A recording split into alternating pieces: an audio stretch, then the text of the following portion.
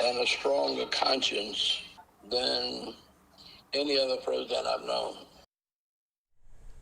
Powerful words from Ambassador Andrew Young reflecting on President Jimmy Carter, and since the announcement on his move to enter hospice care at his home in Plains, leaders nationwide have offered kind words about Carter. Dr. Bernice King saying she considers President Carter a friend, as did her mother, Coretta Scott King, and her grandfather, Dr. Martin Luther King Jr. Her tweet thread went on to say, quote, "The former President Carter's love and compassion for all people, that is what set him apart as a leader, servant, and simply a great man striving to achieve a beloved community." And this morning, President Carter remains in hospice care at his home in Plains. His grandson says the house is really full of love right now, and the Carters are both at peace.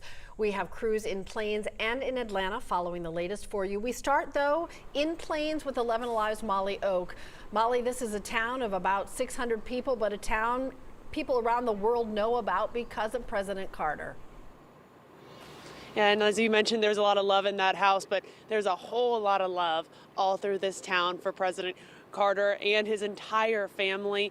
Yesterday, we watched as people were hugging each other, showing support for not only the town, but also just the family in general. They told us that they hope to be as kind to one another as Jimmy Carter has always been to them. Now, it's not only the folks that live here that are honoring him and supporting his family. It's also people who are traveling from all over to come to Plains as well. They also went to the church. We got to look inside that church where Jimmy Carter taught Sunday school ever since leaving the White House in 1981, and they prayed for him yesterday. We also talked with one woman who drives to Maranatha Baptist Church in Plains every week, nearly an hour each way, because years ago, one Sunday when she was visiting, Jimmy Carter walked up to her and asked her to join.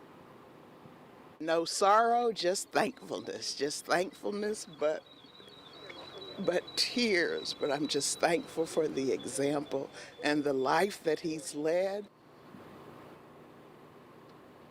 Yeah, a lot of people said not only did he lead a great life, he also taught them so much, really specifically honing in on that humanity and kindness that they say he exemplified. A lot of folks also brought homemade cards and wrote personal notes for the former president and his wife, Rosalind. Guys.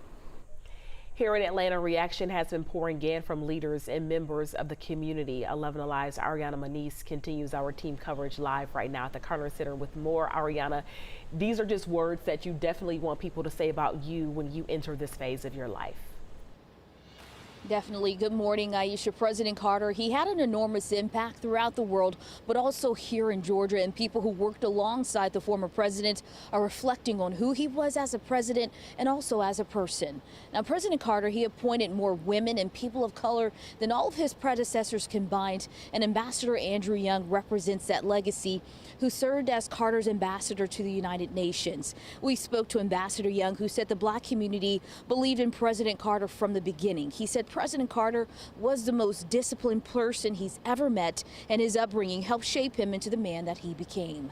Take a listen.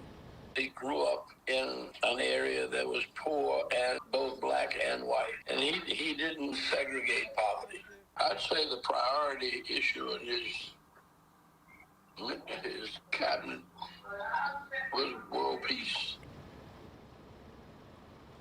Ambassador Young, he went on to say that he believes President Carter's legacy will be that of a peacemaker, not only during his time in the White House, but his work here at the Carter Center. Back to you. Ariana, thank you. The Carter Center has set up an online site where even you can go to post your messages of peace and comfort. We have linked it for you right now on 11alive.com.